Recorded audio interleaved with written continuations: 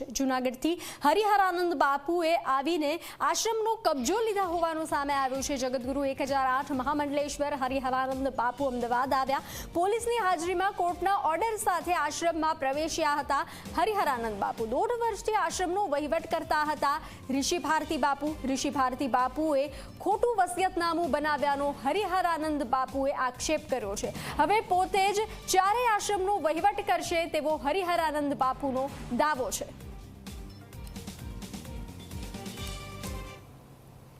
હવે હું ત્યાં રહે અને વહીવટ જે કાંઈ છે ત્રણેય આશ્રમનો કારોબાર હું જ સંભાળું છું। હું જ સંભાળું। ભારતી બાપુએ તો ત્યાં જુનાગઢ બી એના મારા શિષ્ય હતા, એના સંચાલન હોપ્યું હતું।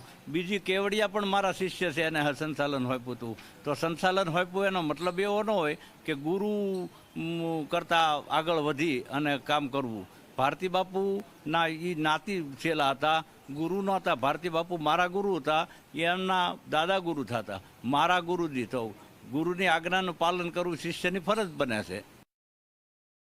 અમદાવાદમાં આવેલું સરખેજમાં જે ભારતી બાપુ આશ્રમ છે ફરી એકવાર વિવાદમાં જોવા મળ્યું છે। છેલ્લા કેટલાક સમયથી આશ્રમના વહીવટને લઈને ઘણીવાર જે આશ્રમ છે એ વિવાદમાં આવી ચૂક્યું છે। ગઈકાલે અહીં મોટી ઘટના બની છે, જેમાં જૂનાગઢથી જગતગુરુ 1008 મહામંડલેશ્વર હરિહરાનંદ બાપુએ ભારતીય આશ્રમ ઉપર કબજો કર્યો છે। 100 બાઉન્સર સાથે તેઓ અહીં પહોંચ્યા હતા, સાથે જ પોલીસના કાફલા સાથે અને કોર્ટના આદેશ સાથે અહીં પહોંચી તેમણે મંદિરમાં પ્રવેશ લીધો છે।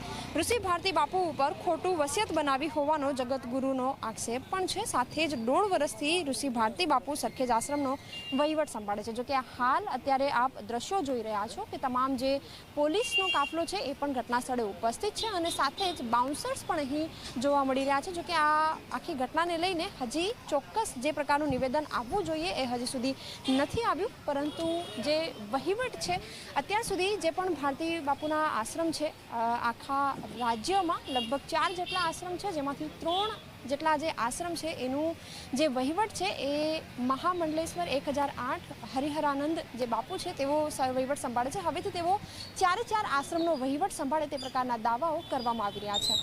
કેમેરામેન ઉમેશ પરમાર સાથે સપના શર્મા, ઝી 24 કલાક, અમદાવાદ।